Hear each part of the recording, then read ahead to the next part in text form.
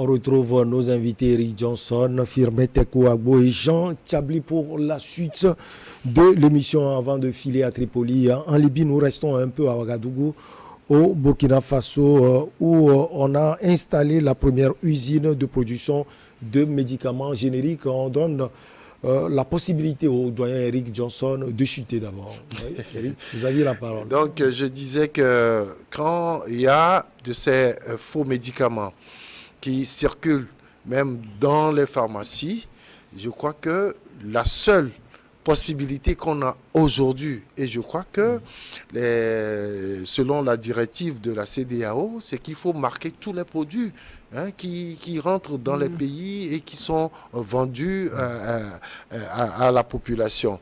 Et donc, à partir de ce moment, je crois que si le Burkina veut véritablement vendre ces produits, ce qui est évident, c'est que ces produits-là ne seront pas uniquement vendus au Burkina Faso. Certes, la demande est forte, mais on peut penser à une distribution au niveau de la sous-région.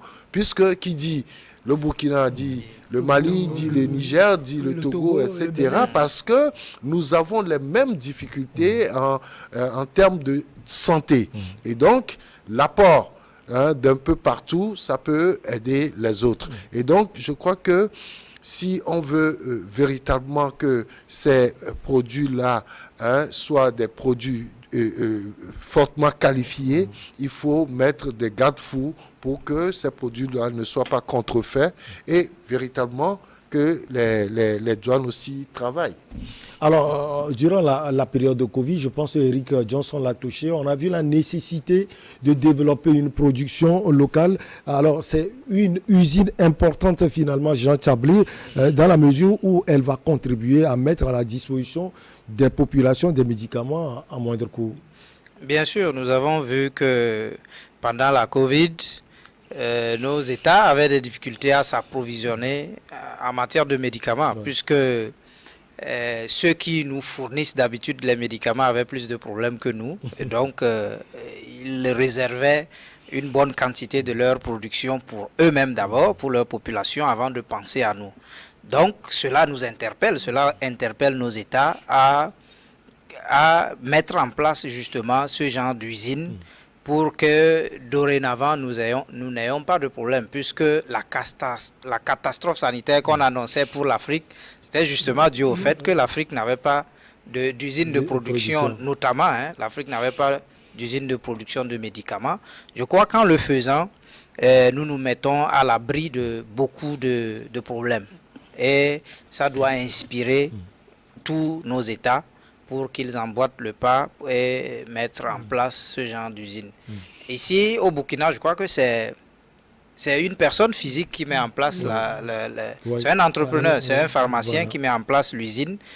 Chez nous également, il y a des gens qui ont de l'argent, qui peuvent le faire. Il ne faut pas toujours attendre que ce soit l'État qui prenne l'initiative. Si quelqu'un le fait, je crois que l'État va accompagner.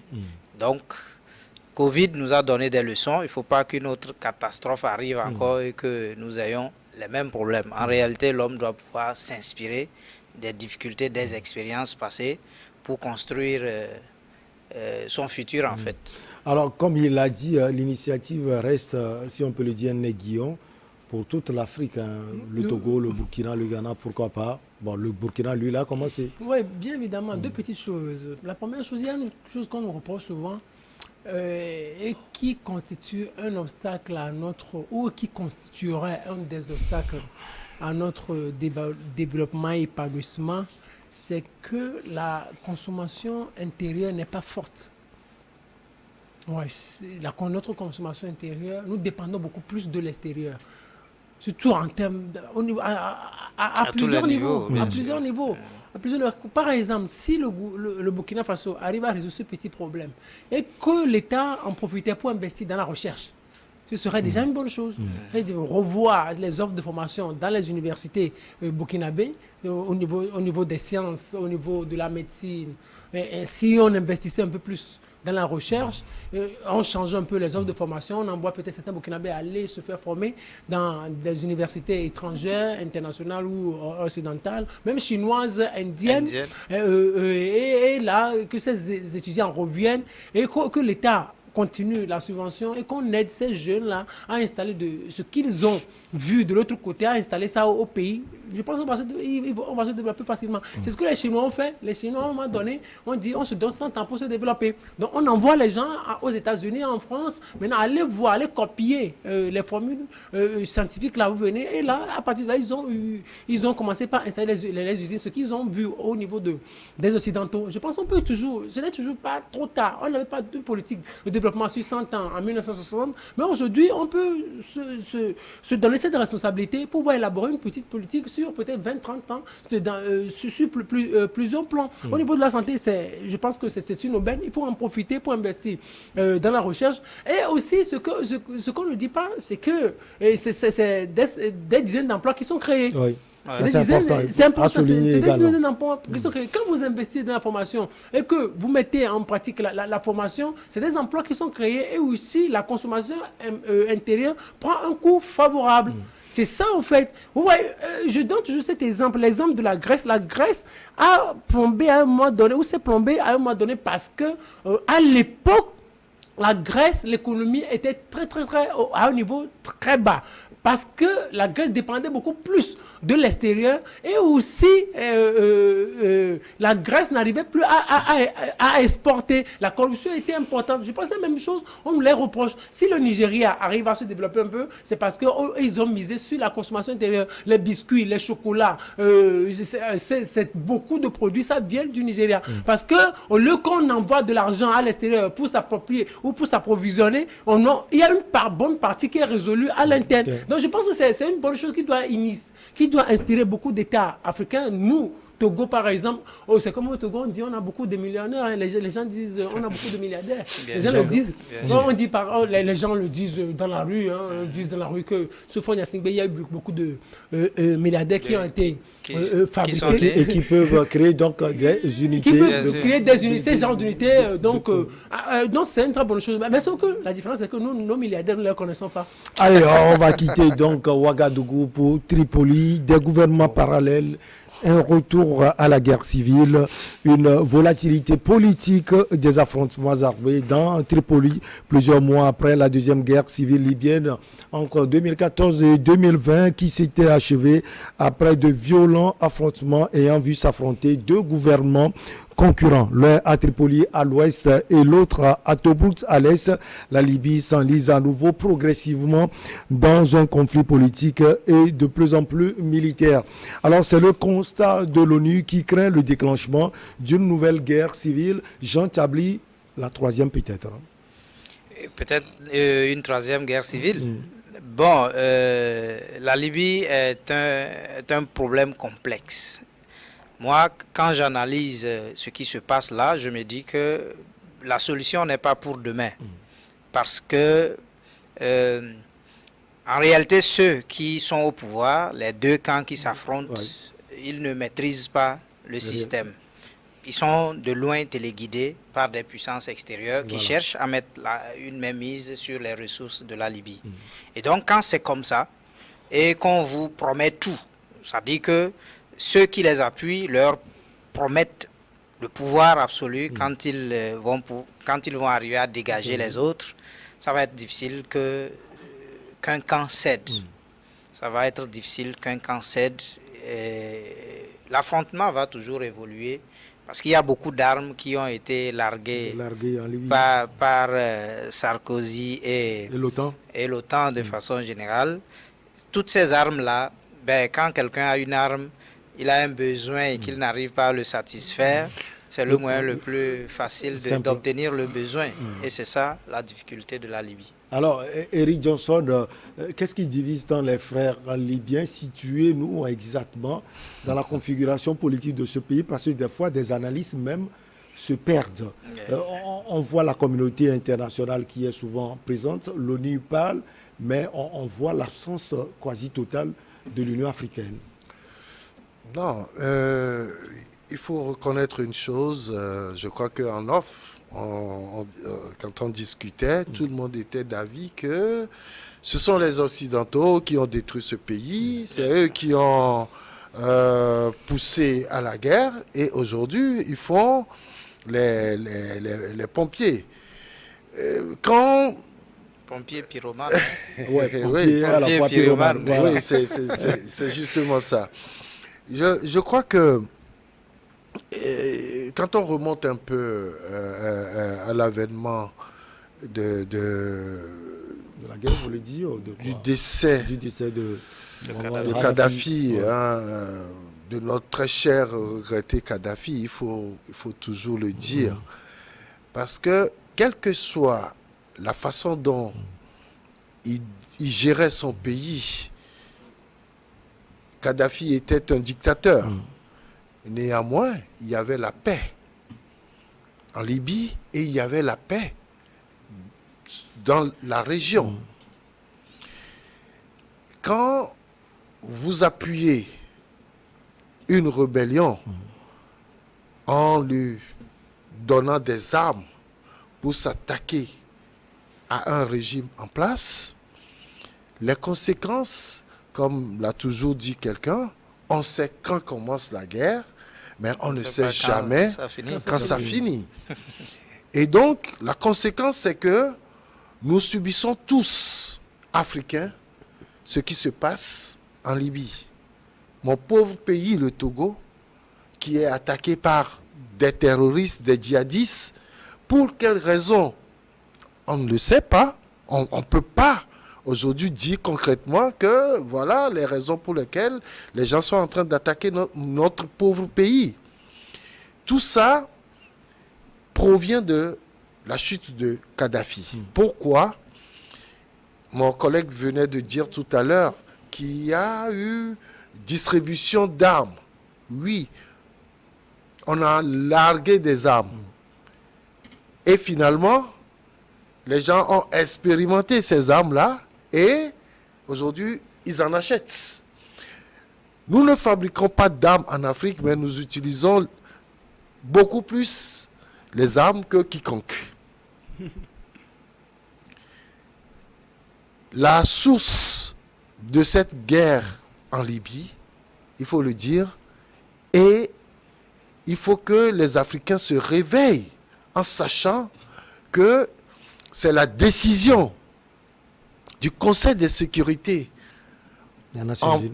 en février 2011 qui est à la base de ce qui se passe aujourd'hui. Il faut qu'on le sache et qu'on prenne nos responsabilités. Parce que l'histoire est en train de se répéter. Quand le Conseil de sécurité dit il faut prendre toutes les mesures pour protéger les populations. Alors, il y a des gens qui se sont levés contre un régime et ils disent nous allons prendre le pouvoir. Et ce qui est évident, Kadhafi a commis des erreurs en tirant sur des foules, Ouais, ce qui est c'est inacceptable. ça. Toutefois, on pouvait trouver une meilleure solution que de demander que les gens aillent sur ce terrain-là avec des armes. Aujourd'hui, voilà ce qui se passe. Quand tu me poses cette question de situer un peu le pays, est-ce qu'il y a un pays aujourd'hui? Est-ce que la Libye est un pays? Je dis non. C'est devenu un champ d'expérimentation des armes. Les gens fabriquent des armes et ils envoient ça là. Parce que, bon, il faut expérimenter cela pour voir la force de frappe. Et on dit que la Libye, il y a un État, il y a une rébellion encore. On parle du général Haftar. Mais lui, qu'est-ce qu'il est s'il n'a pas ces soutiens-là? Aujourd'hui, tout le problème se situe au niveau du Conseil de sécurité de l'ONU, où les Occidentaux n'arrivent pas à s'entendre sur la décision à prendre pour que la Libye redevienne un État, un pays. Les gens sont divisés parce qu'ils ont des intérêts. Chacun vient, il dit, moi je prends cette partie parce que je m'entends mieux avec ce groupe, donc je peux vendre mieux mes armes. C'est ce qui se passe en Libye. Et malheureusement, l'Union africaine est très sincèrement léguée quelque part où cette institution-là n'arrive pas à se positionner et à chercher la solution idoine pour que véritablement la Libye devienne un État. Alors, Firmete Kouagbo, visiblement, on voit 2 blocs, mais moi, je parle souvent de 3 blocs. Le premier bloc est dirigé par Haftar, situé à Tobrout, soutenu par la Russie, l'Égypte, l'Arabie Saoudite et puis les Émirats Arabes Unis. Alors, le deuxième bloc, situé à Tripoli, dirigé par Fayez El-Sarraj, il est soutenu par l'ONU, les États-Unis d'Amérique, le Qatar et puis la Turquie. Et puis, entre-temps, on a vu également le fils de l'ancien président, Mohamed Kadhafi, qui est revenu présidentiable, il faut le préciser. Finalement, la troisième guerre à venir, on ne souhaite pas cela. On a l'impression que la récente guerre n'est même pas terminée.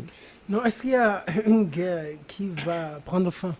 Avant de répondre à votre question, j'ai suivi avec attention ce que Eric Johnson a dit tout à l'heure. Je suis d'accord avec lui. Bien sûr, sur un point, je ne suis pas d'accord. Il a dit que les Occidentaux n'arrivent pas à s'entendre ou les puissants n'arrivent pas. Qui vous dit? Les puissants s'entendent très bien. Ils s'entendent. Les puissants s'entendent bien. C'est-à-dire, le jour où ils vont plus s'entendre, c'est là où il y aura la paix en Libye.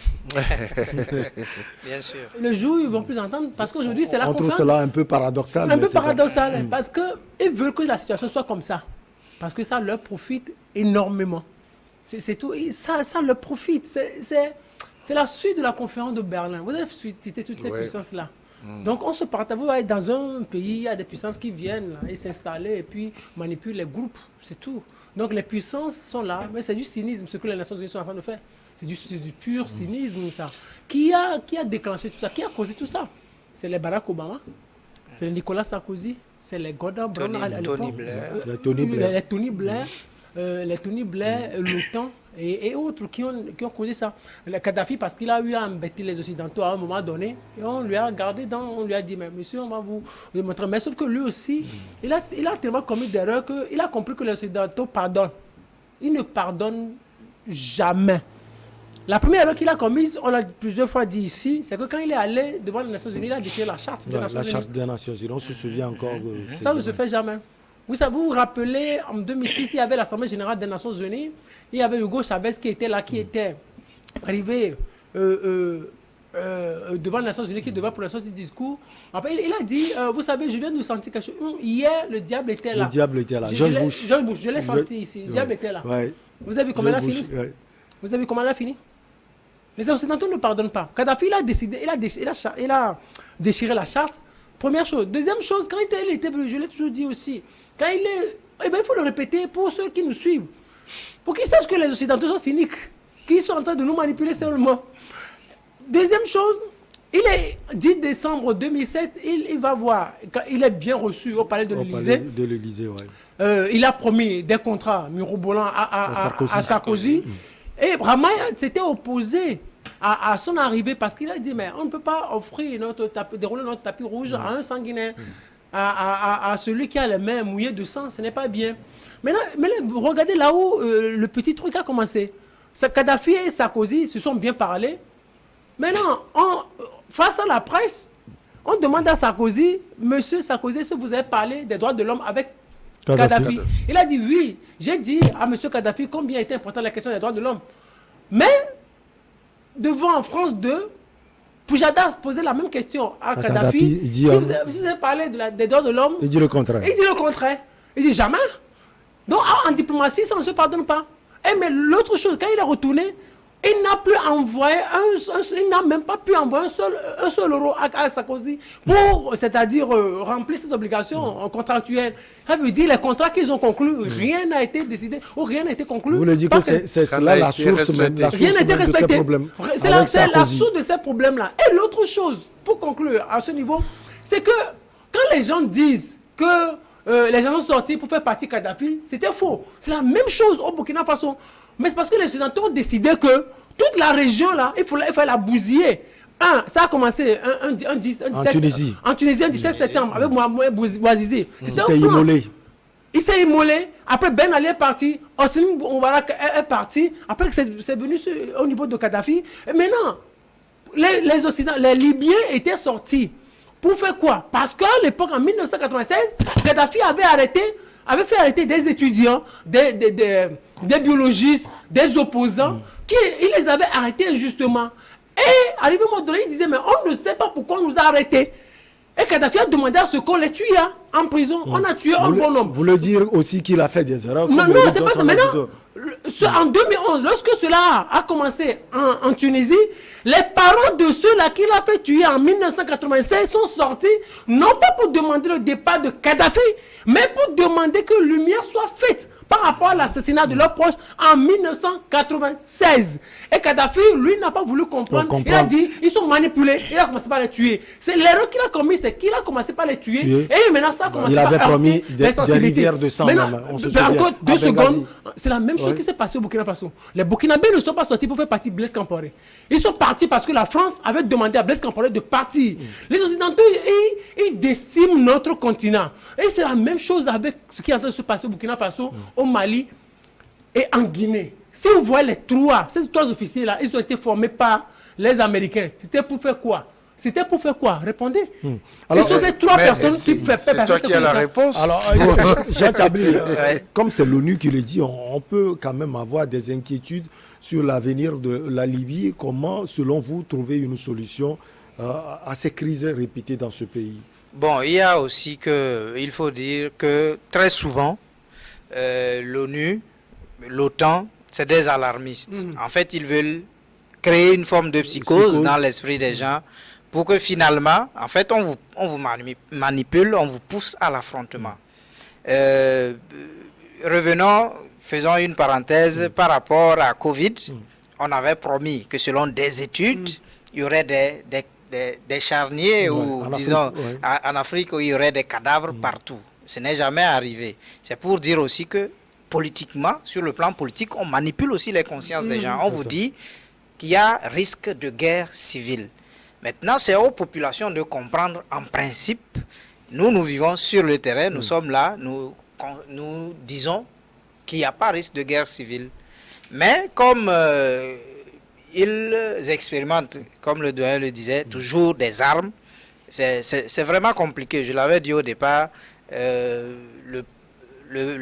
les conflits en Libye ne vont pas finir demain.